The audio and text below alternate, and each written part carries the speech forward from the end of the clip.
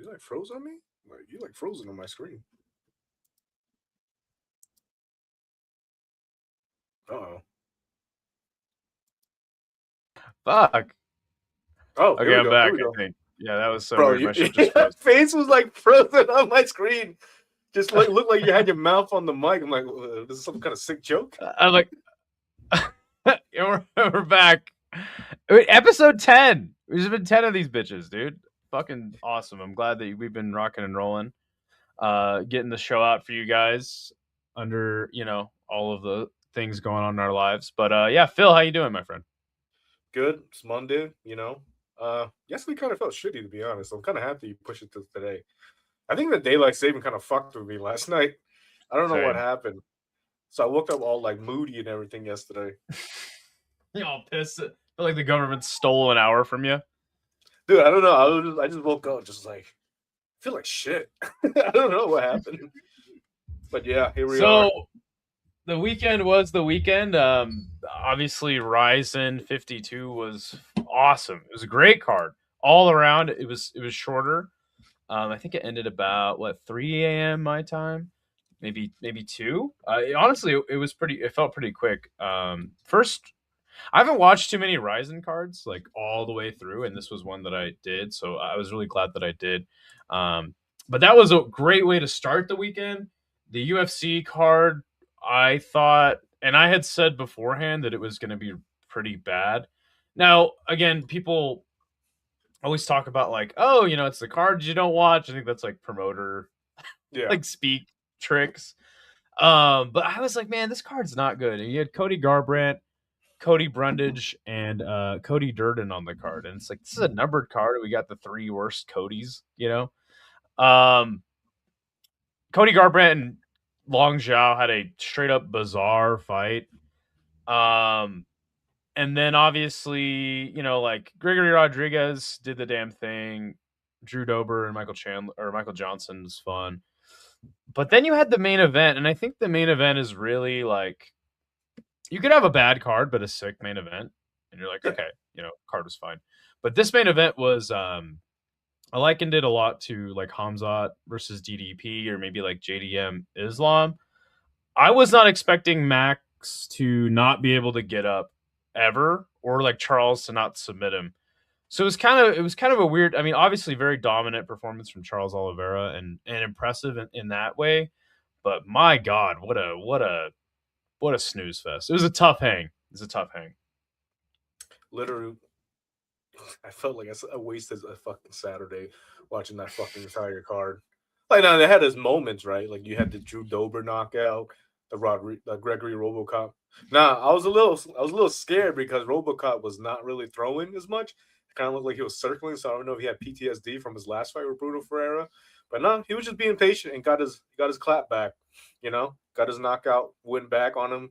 I kind of wish he'd knocked him out the first time because I had money on him, but that's a different story.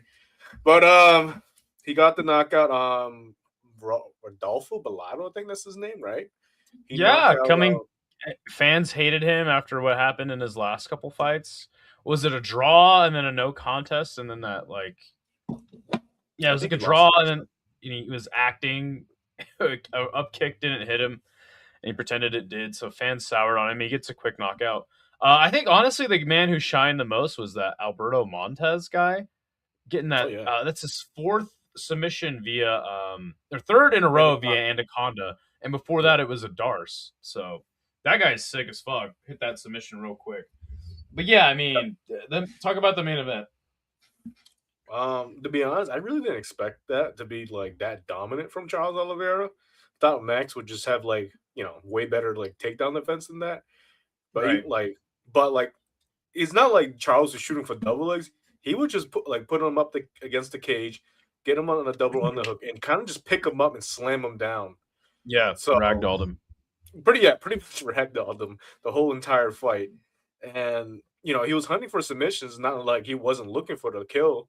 It's just Max's like submission defense was pretty like on point, to be honest. Especially against Charles Oliveira, doing that for 5 rounds against him. Well, even on the feet, I think Max was a little nervous because he knew that he was outmatched, like in the grappling department for Charles. Because he in the corner, I believe he said, "Damn, this dude is strong. You know Mm. what I mean? He felt like how strong Charles was, and Charles did look like the bigger man in the cage too. So Yeah. props, Yeah. props to Charles. You know, I guess BMF title, whatever. I mean, okay, so I guess we'll talk about firstly, people were coming in my chat during my fight companion. And they're like, "Gee, I wish that like there was a rule that BMF fights could only be stand up."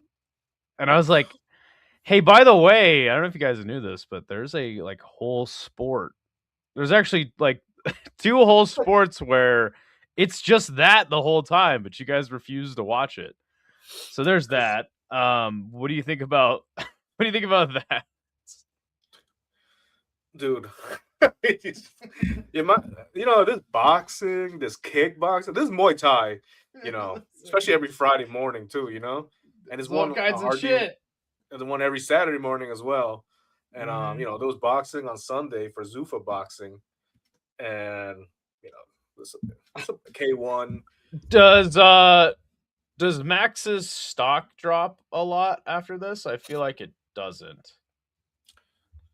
Oh, he's definitely not considering. He's not going to be considered for top five, right? He's probably just Yeah. like around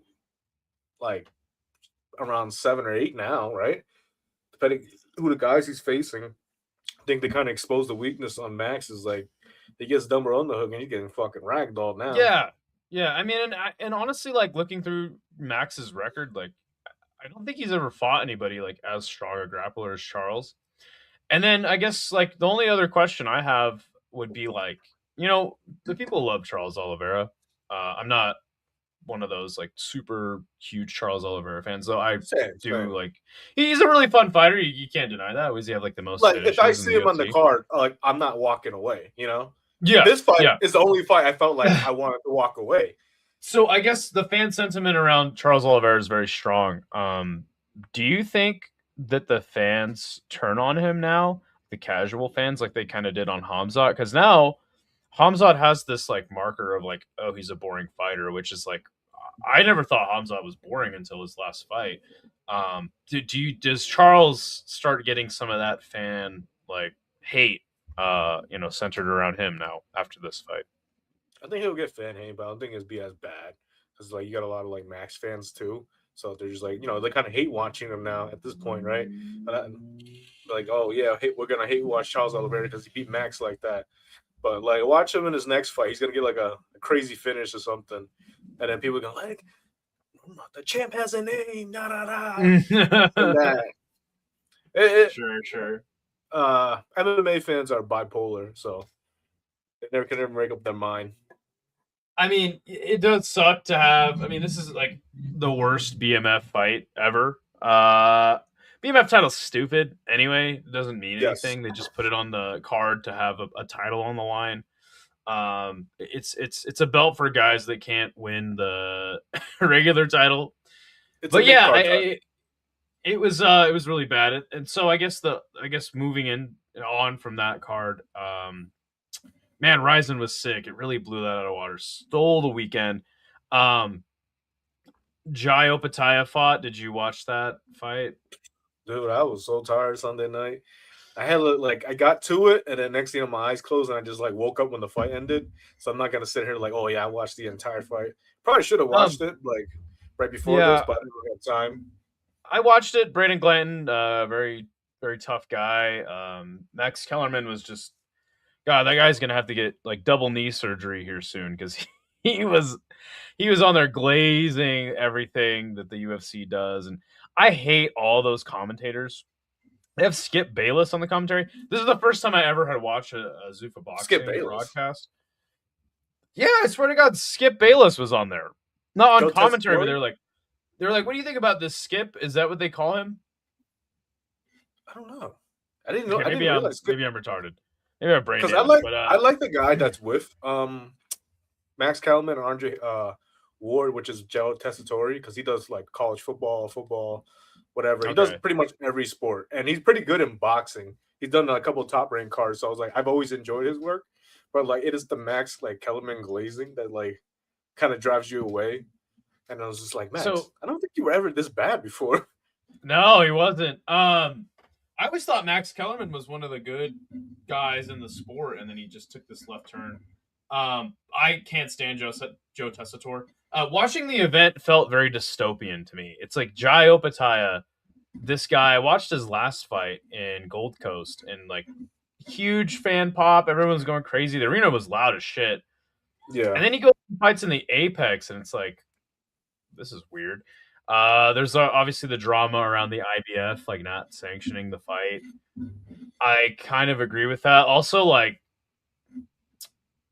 isn't like giving somebody like the promoter giving out his own belt is like illegal under the Ali Act? Isn't that like the whole reason that they made it? It's like in direct violation of it. How does that work? You know? You're asking the wrong guy about this because none of it makes sense. The whole drama leading up to it, it was just like, yeah, we're gonna ship the title, and then Jai's like, don't believe everything what you say. Oh yeah, the IBF fucking changed the tone on it, and then they changed back, and it was just like it was so back and forth, and then Dana like flips out against somebody who's like, we're not changing the act, we're just adding on to it, and I'm just like, you know what, this is not worth following. I don't even give a fuck about the belts anymore because boxing belts just meaningless to me at this point. When you have like Sure. 5, 6 belts, and then he's just like, you know what? As long as the best guys fight the best guys, I don't really care. Yeah. 'Cause- Oh, that's fair enough. I I think it is troubling that the UFC wants to change the Ali Act, but I mean, we kind of already knew that. I don't think people are really going to care that much, and we've kind of spoken about it at length before. Something that did happen Saturday night though was the UFC White House card was announced. They're calling it UFC Freedom, baby. What do you think about the fights announced on that card, and what is your temperature on the UFC Freedom card? it was called UFC Freedom 250. I don't know where they're getting that fucking name from. I It's the felt the White House card. 250th anniversary of the United States. Okay, that makes a lot of sense. Okay, I can see why they named that card now. I thought the White House card was kind of just perfect already. Like UNC at the White House. Like I thought that was a great name already. But I mean, I see a lot of hate online. It doesn't really like bother me. Like the card, like it's not like, Okay. ooh, what a fucking card. But it's also Well, like, oh, I feel like you're very knowledgeable about the sport, obviously. Most people that watch this show are who's watching combat conversations that's like not locked into the sport, yeah, um I feel like a lot of people were buying what Dana White was trying to sell them, and then like, oh, this would be the greatest card ever put together. And that was like UFC 300 too, right? Like there was a lot of hype around that. And I guess I understand, like, on that side, like the card is not that is not the greatest card ever put together. You know what I'm saying? Not even yeah, close. And it's kind of weird to me, like some of the fights that were made. Um, just it's definitely not what the fans were demanding, right? yeah. Um, so I'm gonna go through it and I'm gonna ask you like what you think about every fight, if that's all right. Yep. Lopez, Steve Garcia, fucking banger. Hey, first of all, 10 out of 10. 10 10 out out of of 10 10. match. Like that, if you gotta open Fantastic up the fight. card, like two guys who just bring it. Like I know Diego Lopez has been short against Alex Volkanovski, but like Hmm. he still puts on great fights. Like when he's not fighting Volkanovski, and dude, the fact that he's fighting Steve Garcia, I didn't think Steve Garcia would get this type of push. To be honest, I felt that he does. He's like one of those guys that back in the day would have definitely got a push, but now, like but nowadays you get pushed to Apex because he's not like the biggest name in the world. But Hmm. they put him on the White House card against fucking Diego Lopez. I said that was like the best fight like announced on that card. I would agree with you. There's another fight that I really like, but next fight will be Bo Nickel versus Kyle Dawkins. See, it's not a bad fight, but just like the fact that like you chose that fight for the White House. Like if you would Yeah. have done like Bo Nix versus like a high ranked like middleweight, then maybe we could like get something going. Like I don't know, like if you would have done like Adesanya or something, I don't know. You know what I mean? Like, all right, fine, cool. You're trying to push like the super American kid against a former talent challenger on the card. But like, no offense to Tyler Dawkins, like he wasn't the first guy on my top of my head, but like, Right. Kind of but a like, weird one. he's been Um, pretty good since he's come back to the UFC. Maybe he'll he upset Bo on has. the card. But it is not like for me like a fight that I would throw in the White House. At this point, like Bo Nickel, Raul Rosas Jr., and a couple other people have just been kind of shoved down our throats at this point, like Yeah, to be yeah. pushed up to the next guy. And this is like another example of that. So, do I like the fight itself? Sure, it's a good main card fight, but not like magnitude of this card. I guess you could say it doesn't excite me. Like if I would like, it Right, doesn't really do right. much for me. Exactly. I'm right there with I you. I give think it it's like fine. I give it like a 6. Sure. Dirty Hippo says, good to see you, by the way. He says, I don't think it's a push for Steve. He's a snack for Lopez to get back to his winning ways. No, Steve Garcia is that dude's No, they're gonna dangerous. bang, bro. Like they're That's gonna a sick get in fight. there. Exactly. That's like a Your hardcore fan fight right there. your next fight will be Mauricio Hoofy, and Michael Jackson County Javelins, pulling yourself up from your bootstraps. Chandler, baby. What do you think about that one? Pretty cool that Rufy's gonna be on the card. I think he is the type of fighter you do want to push. He has that fun style. I mean, he's coming off a big win against Rafael Aziz. And then Michael Chandler, I kind of expected him to be on the card, but I didn't expect him against Rufy. Yeah. And yeah. Now, is he gonna bring it or is he gonna be a target? Yeah, he's gonna be both. He's gonna be the target, but he's still gonna be he's still gonna bring it. I Sure. see if he can upset Rufy, that'd be massive for him. But I mean, the fight wise, Chandler's gonna sell it. I know a lot of people don't want to see Chandler fight nowadays because he is in that watch category. But I understand why they put him in the card because he's been a UFC man, so I like a yes man for the UFC. So I believe he does earn the spot. Did he earn the spot against Rufy? In my opinion, should have been Rufy like BSD. No, not BSD. Yeah, it's Fought. somebody with more somebody on a run, like with a win. Yeah. It's a weird, weird fight. It seems like Hoofy's just gonna destroy him. So it's kind of weird in that regard, but it's gonna be a fun fight, regardless. It's gonna be a fun fight. Like you are gonna see a cool finish. I would rather see like Rufy versus like a different fighter, like maybe like a Chris Duncan on the card, because I think those two would bring it.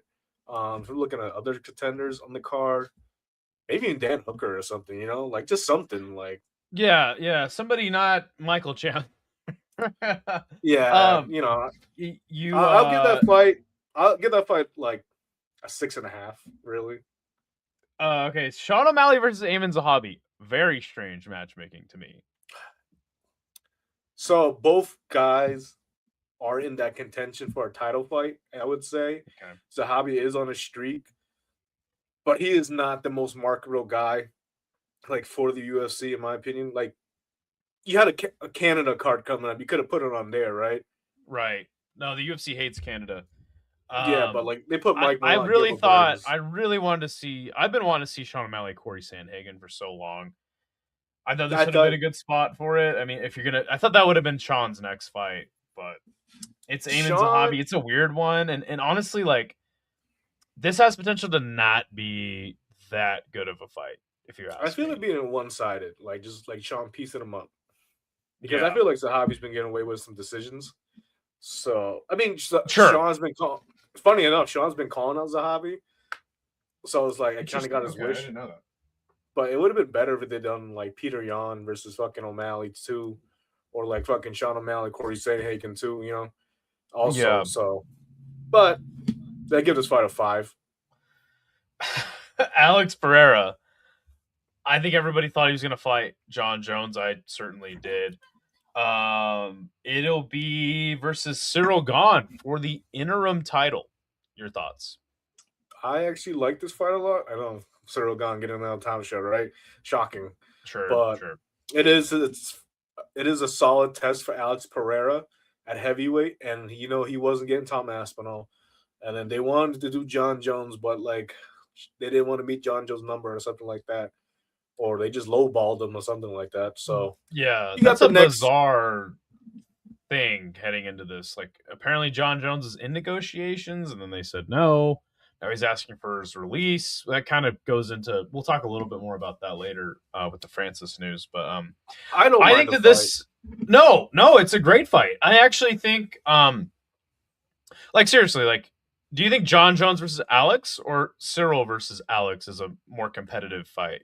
Right? Cyril and Alex. I give this fight like an 8.5 out of Yeah. 10. I think it's Yeah. it's probably the second best fight on the card, just because Yep. stylistically, I like how the both fighters uh, match up against each other. And Alex, first fight at heavyweight in the UFC, and he gets to fight for a title, and it was interim, but like still to be the first man to hold at least 3 titles in the UFC, because game changing. So Yeah. big win for big what's going on? Well, either way, It's a huge fight for it's a Alex. huge deal. It's a It huge has deal for historical Alex, implications. because Yes. any of the 3 options that he has, like if he were to fight Tom Jones or Gone, he was gonna fight for a title or have the massive fight against John Jones. So he any option's good for him. So it just Gone is not he's not really in a good spot right now because he's coming off a no contest, yada yada, and this and that. But it is what it Right. is. Right. I I like the fight. I actually think that Cyril Gahn.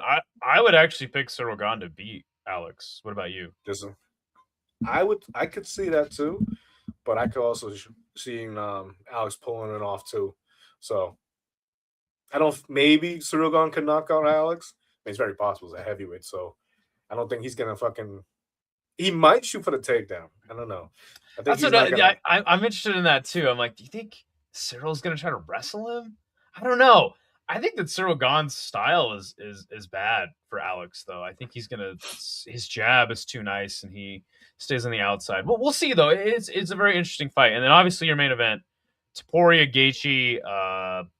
What can you even say? Like, rest in peace, Justin Gaethje's chin. Like Ilya's gonna knock him out cold. It's gonna be very brutal. I give it Um, 7.5. Like the fight's supposed to happen, right? Interim title versus yeah. the actual champion. Ilya's gonna bring it. Justin Gaethje's gonna bring it. The fight's gonna end in the finish. Both either way, Justin can finish Ilya. You never know. A lot of people count him out against Patty. He fucking ate all Patty shots. I don't think he eats Yep. Ilya fucking punches, but No. the fight's gonna end like very early, in my opinion. I think Yeah. Justin's gonna feel it like the first couple punches. Oh shit! No, it's And gonna be bad for Justin. So yeah, that's your card for the White House and apparently, cool. it I could be an guess. additional fight. So rumors there were circulating that Gable Stevens was in talk to fight on that card. I watched the now. Okay, like here's the thing: is like Dana White's word you can't really take at value anymore. Yeah. He did say that there's only going to be the 6 on the at the press conference. Now, again, I don't really believe anything he says these days. But that's all we have. I think it's fine. The issue is going to be like it's going to be probably a longer. It's going to be pretty long for 6 fights, if I had to Yeah. imagine. You're going to get a lot of weird propaganda on the card. There's going to be a lot of weird shit going on. No fans. You can't buy tickets to it. Across the street, there's going to be screens at like some park, so fans can congregate there. That's all the other implications around the card. Honestly, like this is not a political show. I do have my thoughts on that, and needless to say, I don't like a lot of the political implications around it. I'll just kind of stop there. But as far as like fans not being able to go to a card and watch it, I think it's cool that it's at the White House lawn.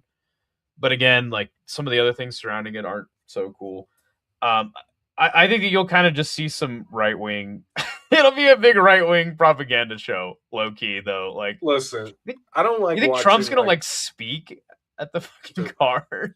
Here's one thing. I don't like watching anything political. I don't like watching debates and stuff like that. I hate watching Sure. CNN, all that, Fox News, whatever, because is not the truth what they fucking push out there. Everything's propaganda from what the news Mm-hmm. does. They hide the truth.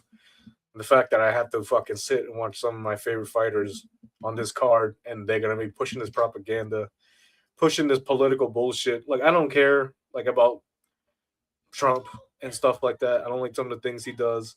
I like some of the things he does, but I don't like all majority of the things he does. Especially with all the shit going on in the world right now.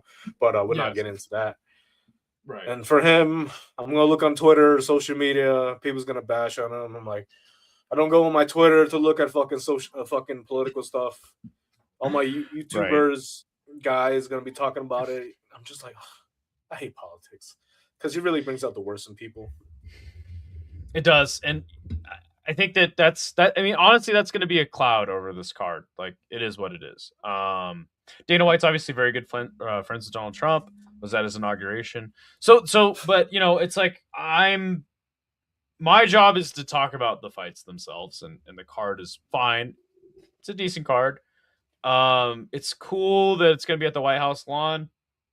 I don't know. I'm not the kind of guy that was like in anticipation, just waiting every day. What's the White House? Like, I wasn't doing Yeah, same podcasts. here, bro. Who's going to be on the White House card? Like that was very secondary to me. Like, there's so much shit going on in combat sports all the time. This is kind of a footnote. Again, big spot. Cool. I'm glad that, some more casual fans are probably going to tune into this. That's cool. Here's the thing. I think for guys like me and you, like we just don't care. Like we just want to watch the fights and like exactly. And the fact that like it's on the White House, like I never like sat and talked to you like, yo, who do you think is on the White House card? No, that's never came up. I've always been like I've always like what's called like done like fantasy matchmaking to see who would be on the card and stuff like that. And I've always said the main event doesn't matter. And people are like, oh, the main event doesn't. It's the White House. Like, no, it doesn't. Like, how are you gonna bring in views, bro? It's on fucking CBS. A card dedicated to fucking Donald Trump. All the politicians and all politician Twitter user accounts and everything gonna be on this fucking card watching. Like, it doesn't matter what the main event is. I've been telling people that. Like, and I don't know why I don't get this whole expectation like they need the biggest fight to be on the White House card. Like, I see like people. Like here's the thing that pisses me off, right? When people are just like, we need the biggest fight in the White House card. It's the White House card, but they will like sit here and like criticize the president 24/7. I hate that fucking guy. You're still gonna watch the event. You know what I mean? Like, if you hate the president that much, you're not gonna. I have seen a contingency of left-wing fans that like said they're gonna boycott this card, and it's like, okay, like fucking boycott this shit. Well, no, it's like you do you, dog. Like, it's like, but we watch fights and we talk about them. So I don't know, man. Like, I don't really know. It's like there's no way to talk about this without getting a little political. Yeah. You have to, really. My biggest issue with this card is who's paying for it. I've been under the impression that like the taxpayers will be paying for a lot of it. Now, again, that's a whole political angle we don't have to get into, but like that's just from what I'm seeing. I'm like, Donald Trump's not footing the bill for this, right? So whatever, and that's the only thing that bothers me, right? It's like, and there should be fans, like fans should be able to watch this. I understand logistically that's hard. Those are the only things that bother me. The card's good, and it's a big event, casualized the sport. I think it's cool that Ilya Taporia is the main event because he's going to get put over in a major way. Because he is going to knock Justin out, right? But that's me. So I think it's cool. I think that Ariel was wrong in his reporting of saying that they're going to have American fighters in favorable matchups. That is clearly not the case. He got that one wrong. I think that he wouldn't have said that if he didn't have good reason to say it. But I'm glad. I'm glad that it's not that weird, like, just let's have a bunch of can crush fights with American fighters. I don't think there was really a way for them to do that anyway. But yeah, cool. Good. And I honestly, like, I'll be happy when this shit's over. We can just stop talking about it. Dude, I just can't. I just can't even. These people are just, I don't know, there's a lot of fake outrage. Like, people are like, I can't believe we expected you gave us this card. I'm like, dude, you guys are all gonna watch it. Like, the issue is, like, if you guys hate what the UFC does, like, generally hate it, like, I still watch it. Like, I hate how they're, like, how stale it is. But I'm still gonna watch it. Right? Yeah, same. But you got to lower your expectations, right? Like, if you're gonna watch the UFC, you have to, dude. The shit's on nearly every weekend. Like, you can't expect it to be this fucking amazing thing every single time. It's just not how it works anymore. It's they're a monopoly. They're gonna do monopoly shit. That's how it goes. Yeah. But I think a lot of people only watch the UFC. They refuse to watch anything else. And so I guess if you're in that boat, I guess I understand why you're so locked in and you're so disappointed with the card. My only response to that would be like, hey, check out something else from time to time. I know that you don't want to because you don't know who they are, but hey, there's a lot of good shit out there week in and week out. RIZIN this weekend was fantastic. You can watch that on replay. I believe that RIZIN posts full fights on their YouTube channel. So there's a lot of cool shit out there. It's not just this, and I'll be happy when this is over. Speaking of that, we should move on to probably another topic.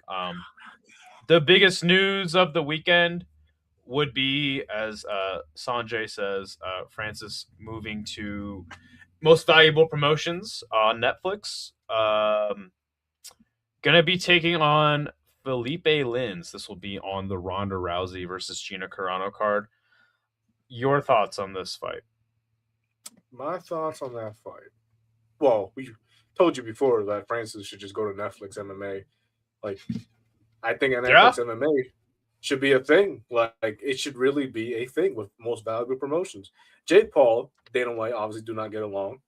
You know, if there's anybody that can fucking not say change the sport, but make a huge splash, it's Jake Paul. What does Jake Paul have? Connections with Netflix. You know, you put those two together, they got the funds, whatever. They can go sign multiple talented fighters. We talked about this before, like on our show, like 6 to 8 events. Like people, like you were saying, like are they gonna rely on like a couple old guys? Well, never know. Like when the money's good, you hear from the other side. Fighters gonna like want to fight out of their contract. You telling me like yeah, Armin Saruk is not satisfied with the UFC how they treat him? Like maybe he'll try to fight out of his contract and kind of try to come over to Netflix MMA. They'll put him against the right, scrub, but he'll be paid nicely, right? And like yeah, the domino effect, and Francis is one of those names, and Ronda Rousey is surprisingly one of those names still. But like those guys are gonna watch those fights, and they're gonna be paid handsomely. So if I'm a UFC fighter right now, right, the way that their Zufro's boxing is like paying their fighters, like Conor Ben, like 15 mil for one fight, and you can see a lot of UFC fighters coming out and speaking on that. It's like, yo, he's not even as big as us. Like Conor Ben is only had that one big fight in the UK because of his dad and yeah, Chris Eubanks Jr.'s dad. Other than that, he's not selling the stadium unless he's fighting like fucking, I don't know, Javante Davis or something. You know what I mean? right. Crawford, something But like that. Crawford or whatever. But like Max Holloway is gonna sell a stadium in Hawaii. Like off his name. You Yeah, know, yeah. like you. What do you think about Francis fighting specifically Felipe Lins? Felipe Lins obviously won tough. He was on a 4-fight winning streak in the UFC. I think Felipe Lins is a good fighter. Like every time Felipe Lins has fought, I've picked him. I'm like this. He's a solid fighter. He's just not interesting or like exceptional anywhere. He's a very well-rounded fighter. I think he's gonna get slimed, but like I just feel like would you have rather saw Francis fight like in some stupid ass fight against like Jake Paul or like maybe they call Eddie Hall and see if he is down to fight Francis? Would you have rather seen something like that? Because obviously there's not going to be a lot of names. names they could bring in to fight Francis. It's really not, but like Eddie Hall does move me just because, like, fuck it, why not, right? He might get fucking destroyed, but they'll both be paid handsomely. And people are like, oh, that's such a stupid ass fight, yada yada. Listen, guys, when you grew up on Japanese MMA in the early 2000s and whatever, and you on YouTube or whatever, freak show fights need to happen at least once in a while. Fedor was like fucking 32 and like one, and he fought Hongman Choi, who's like That fucking fight like was sick. that fight was sick as sick. fuck. And people doesn't really bash on it. Really, I don't know what fans were saying back in the day, but like nobody brings it up to this day. Free show fights are fucking fun. I don't give a shit. And if it happens once in a while, why not? Let's just have some fun. Like this is Francis like return to MMA after like almost 2 years out. So let's do it. Let's just have some fun. Him and Eddie Hall. I mean, him and Felipe Lins is like kind of just like a gimme fight. Like here, Yeah, this is like we sell this guy as a guy who's coming off a 4 fight win streak in the UFC, yada yada. Um, didn't He'll be coming off of honestly, he didn't fight at all in 2025, so he'll have a bit of a delay himself. honestly, I did not expect Felipe Lins. Like, kind of expected Junior Dos Santos since he was in talks to fight Jilton Almeida on Netflix, and Jilton Almeida took the I ACA route. I like it. I like the fight. I don't love it. I think it's fine. I don't like again. I think Felipe Lins is a good fighter. At least he's fighting like somebody good, right? At least somebody coming Um, off a couple wins, couple wins. right. Like I don't know what they're gonna do next, but I think if John gets released from his contract, can you imagine like we finally get John versus Francis? Like, and it's fucking Jake Paul's the guy who puts it on. Look, I'm not the biggest fan of Jake Paul as a fighter, but I am a big fan of Jake Paul as a promoter because Yeah. he's doing wonders. Like I don't care what anybody says, but like he's putting on like he made us care about Manus Serrano and Katie Taylor. You know, Yep. Those that's fights are probably like great. and that's probably the only fights he's already probably made scared about. I mean, he's signing. I wouldn't say big names, but like notable names like Alicia Baumgartner and stuff like that. You know, putting on the cards. You know, he's doing a good thing for for women's boxing. But like, women, if he can make a huge splash with MMA on Netflix, like I'm all for it. Like, I guess I would say like how can he fail? You got how can the he? promotional power and money of Netflix in your corner, and you're signing guys like Francis. Francis is, but then do we get into the same thing with like the issue with the PFL? You know, it's like okay, we got Francis, we have him fight Henan Ferreira. Now what? You know what I'm saying? Like, do, Yeah. do you run into that same issue? I don't know, man. I mean, I think if Francis is getting paid, and Well, is he God, locked down? is Jake Paul going to be a better MMA promoter than Don Davis? I don't think that bar is very high, so I think he probably could be. He could be. I mean, I think Jake Paul is smart enough to know that his name attached to something people are gonna watch, and Jake's gonna promote the shit out of it, right? And that's Hmm. the thing. And with Netflix doing like imagine Netflix doing the trailers for fucking all these fights, like all the sit down interviews and stuff like that. They're gonna do a very good job of promoting fights. And like think about it, right? I've been saying this on Twitter. Darren Till, Mike Perry fight needs to happen on Netflix because that build up for the press conference. Come on, you tell me those two aren't money together? And the UFC, bare knuckle fighting, dirty boxing, fucking misfits boxing has still not fucking took the fucking that fight and put it on their platform. You guys are idiots. Like this is the fight to make. Like these guys are gonna sell the shit out of fight. Like people, come on, Mike Perry made bare is the reason why bare knuckle is like pretty Yeah, much relevant yeah. because he No, I agree.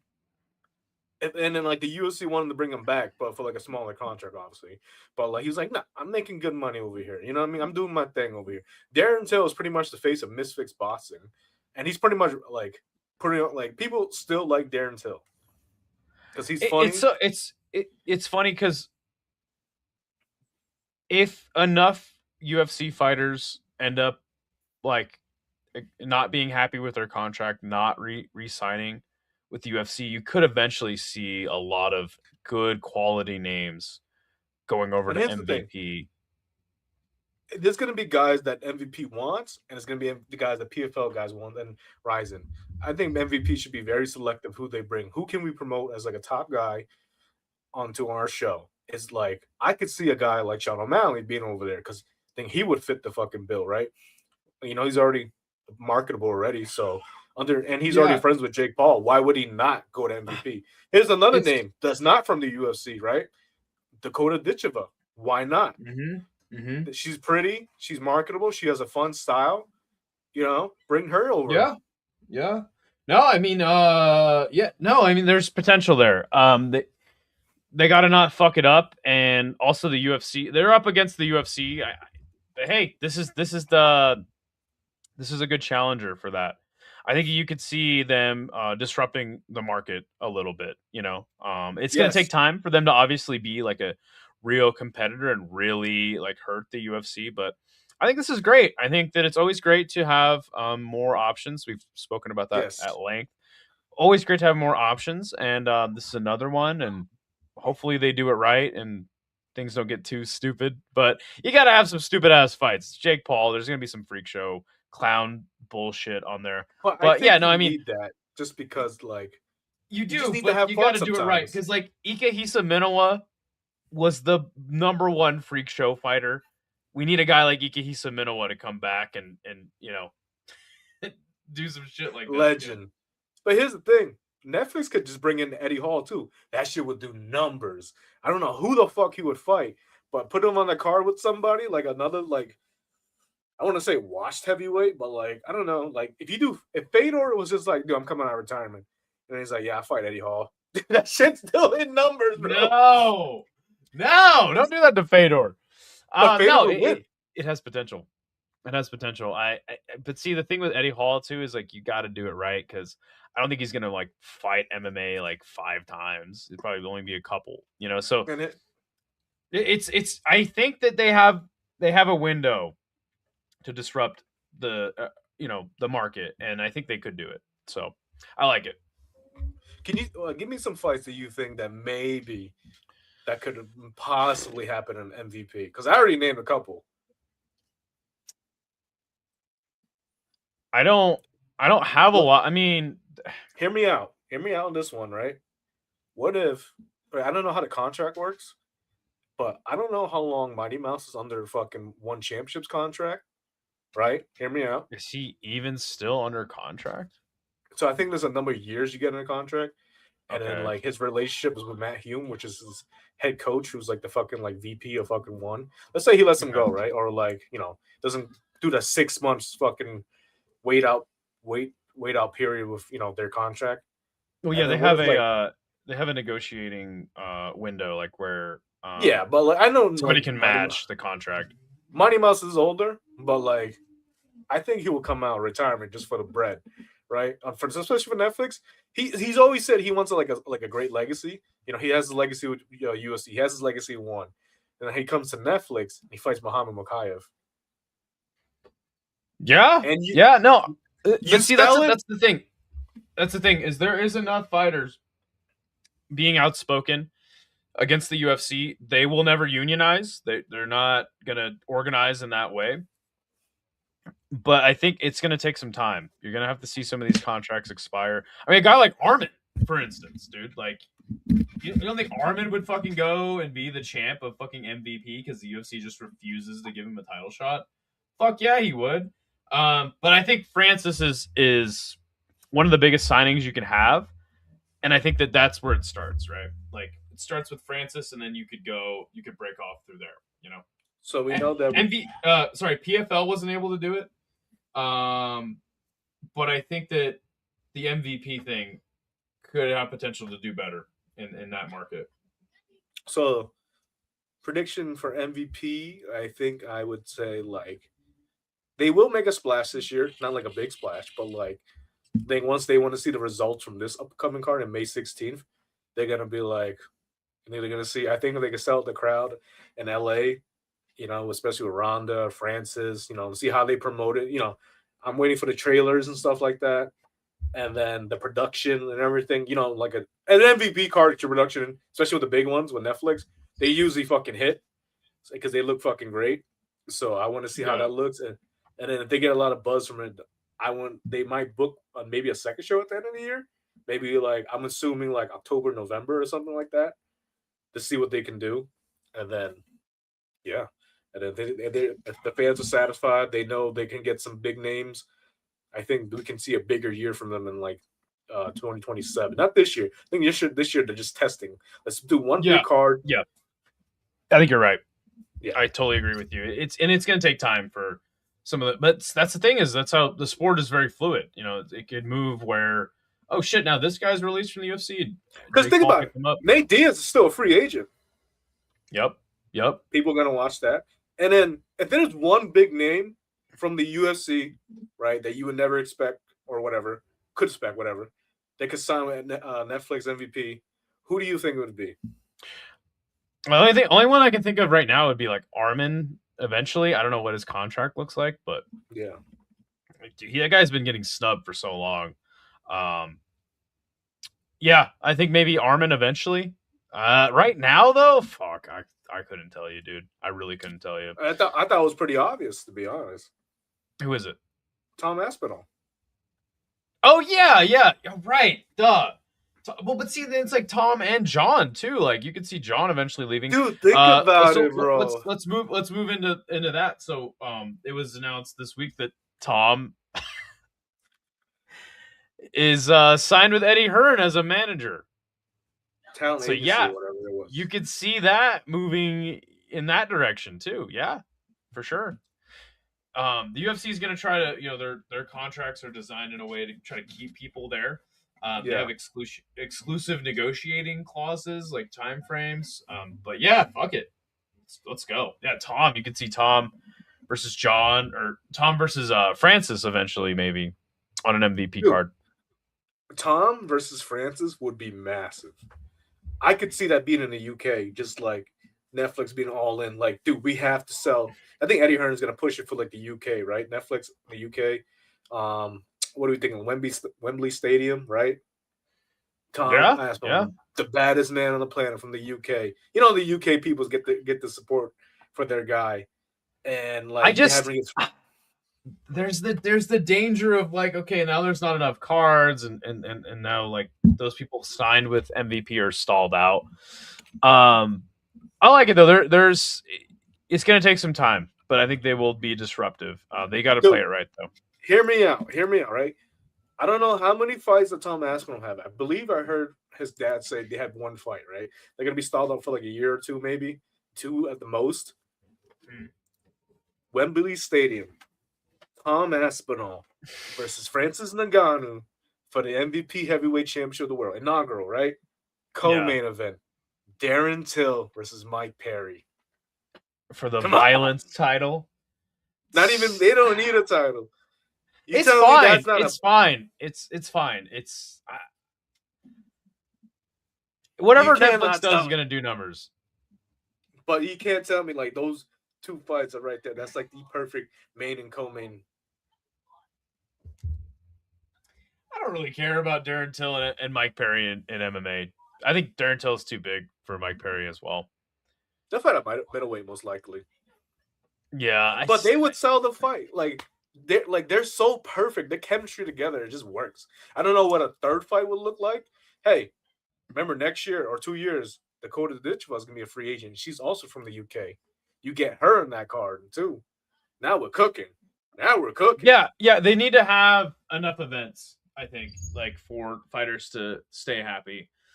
And I think And we they get gotta at least sign like enough people. I think we get at least 8 to 9 fights on a card. I don't think they Yeah, want to push the 12 that'd or be a sweet 13. spot too. Yeah. No, I like it. I mean, yeah. So yeah, Eddie Hearn signing Tom. You could see him definitely leaving soon. They're not happy. Eddie Hearn fucking hates the fuck out of Dana and vice Oh yeah, versa. they're beefing hard right now. Um, They say they still like each other, but like, yeah, I don't know, man. He's a fucking um, words. talking about some, I guess, a little more normal combat sports news.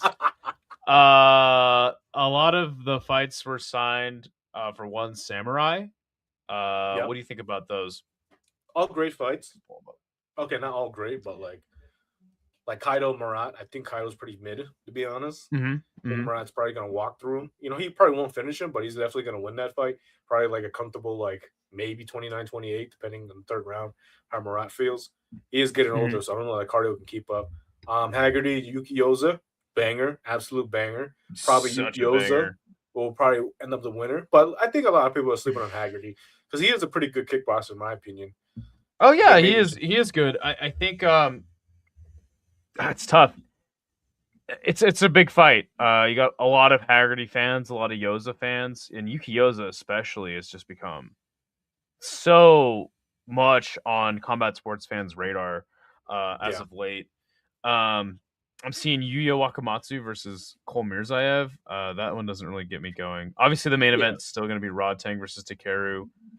Stupid ass fight, but that's gonna be a big time fight as well. And it's in It's a fine kickboxing, fight if it wasn't for the title. It just doesn't make any sense. right? Is there any other announced fights on that card? You know, it's probably gonna be like 14 fights, like their last one was, right? I don't know, man. It's on a Wednesday. It really fucking kills me. It really, really makes me depressed that it's on a Wednesday.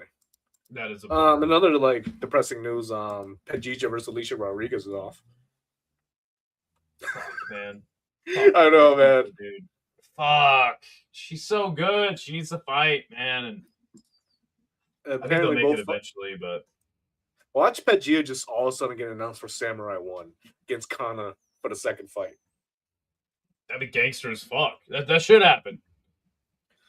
But then it's like, oh, was she really injured, or are we just really just saving her for the next card? Yeah, who knows with one, dude. That's why I was saying, like, kind of more normal combat sports news. I don't even trust got, one at this point. I Can't. I know. I love their product, but God, the people that run it are I don't know what they're doing. They're smoking. You got any more combat sports news for us, Phil? I mean, the biggest star of the weekend we didn't really touch upon was Kiyoma Akimoto, who knocked out Patchy Mix violently. Yes. Listen, The card was listen. we touched upon the card being great, but yes, Kiyoma Akimoto cooked Patchy Mix. I think him destroying Patchy Mix like that is kind of like threw everybody on the radar because like you could just beat him by decision, whatever. But like the way you did it was just like, yeah, I whooped your ass and I kicked your face while you were on the ground. It made you bloody. You know, Mario Batista or Jacob Willax did not do this to you. I get it; it's at featherweight, so maybe there was a strength advantage. But like Patchy Mix was doing what Patchy Mix does in his last two fights. He doesn't like shoot for takedowns apparently anymore. Like he He's just stuck tries in to the strike. mud. Stuck I in don't the know what mud too happened. on the Like feet. he would always like hunt the takedowns and stuff, but like I don't know what the fuck happened to him. Well, And I think obviously so. everybody Like like, oh, well, he's fighting Bubs in Bellator. It's like, no, dude, like those he beat Kyoji Horiguchi in fucking Bellator, dude. yeah, Um, no, I don't know what happened to Patchy. Kiyoma Akimoto obviously looks really good in the striking aspect. We never got to see Patchy test the wrestling. I guess obviously Akimoto's stock goes up huge, and a lot of JMMA fans were really, really high on him. What does Patchy do now? I think you still use him as a name in RIZIN, right? Keep him Mhm. around. You obviously want to have him fight hit your other like top names as well. Like I think some people are saying Kleber Kioke, whatever his name is, the former Yeah, RIZIN champ. You know, the guy's like I don't think he's a threat to Patchy on the fucking feet. So I think Patchy should have no problem. But in the grappling fight, if that we should know be anymore. so. I mean, Patchy's been kind of disappointing. I love Patchy Mix still support him. He's always been a supporter of combat sports today, so I've always appreciated about him, especially being the biggest name he is, sharing our stuff, retweeting this and Yeah, that's that. awesome. So he's always No, been I a. mean, It just I was sucks. a vocal like I was kind of the guy being like, no, Patchy's legit. Same, I was too. Um, But I didn't think he'd be but a world champion. But like some people were just like, right, he's the best in the right. world. I'm like, whoa, relax here. No, I He's mean that. his run through the Bellator Bantamweight Grand Prix was just downright legendary. But his time is past. You know what I'm saying? It's That dude can't get high level wins anymore. I don't think, So, I don't know. but still, even so, like Kiyoma Akimoto knocking him out was super impressive. Put the guy on my radar, and he's going to be a big star for And here's the Ryzen. crazy part. He's only 19. That's the fuck. Right? Well, he just turned 20, but he knocked him out That's at 19, crazy. which is like, wow. Like That's a far that cry kid, from what Raul Rosas Jr. is doing in the dude, UFC. that was the comparison over the weekend. The UFC's pushing round roses on us, but wow, we got fucking Ryzen pushing a 20-year-old now, Kiyoma Akimoto, who's just fucking Mhm. violent, and he trains with Mikuru Asakura, and apparently he trained his grappling with Shinya Aoki, so well prepared. You know, shit, Mikuru Asakura is a great striker, along with Kai, but obviously not the best grapplers in the world. So I love how Akimoto went to go train with Shinya to work on his grappling. Yeah. So Didn't even need to use it either. But yeah, no, that no. that kid's gonna be a big star. And that card was so sick, man. I'm so happy that something delivered this weekend because Yeah, you know who delivered? Luis Gustavo knocking out Saku Jr. oh yeah, yes, that was a violent knockout as well. Oh my I god. think he broke his jaw on both sides or something like that. Oh my god. Taisei Sakuraba is weird. He's like what 30, and that was his fourth fight. I think so. It was. I mean, the matchmaking It's because Chute box, which is Vanderlei Silva versus Saku. Like it's like a Sakuraba who always beat the Chute box guys, and Vanderlei is like the only one that would beat him. So like this is kind of like a long time rivalry, and then that was being revived. And that And Yuki Ito guy knocked out Carlos Mota. That was a sick ass fight too. Shout out to Carlos Mota. Always been a supporter of the CST too, but like he'll get back. He has a fun, exciting style. And shout out to John Sweeney who got brutally. He got his Shako Sato who brutally kicked his ass that whole entire fight. We interviewed John Sweeney. He was very confident coming, and he was saying, "I'm gonna be the first LFA, RIZIN, and UFC champ in history." And yeah, that fight did not look like he's gonna be that because he got absolutely destroyed.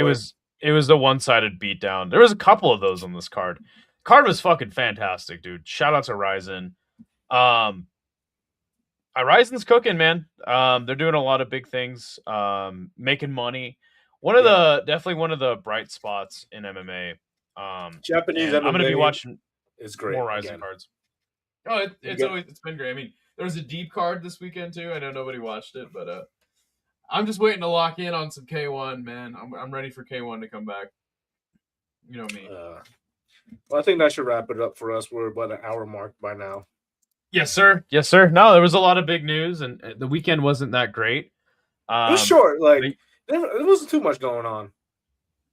Yeah, usually there's so much shit happening. So but this weekend, holy shit, we're fucking packed with fights. I think on Friday we have like 6 regional shows, like Tough Enough, LFA, CAC, FFC. I think Kabate's on Thursday. Cage Warriors also on Friday and Saturday. UFC, BKB, I think. Bare Knuckle Fighting on Newcastle. Fury FC on Sunday. Jeez. There's a lot of shit going on. There's a lot of shit. And we'll be here next week to talk about it, give you guys more news. So, Phil, much appreciation to you for doing the show. 10 episodes, baby. Let's go. Do you have anything to say to people before we wrap it up? Do I have anything to say? I don't know, man. I don't know.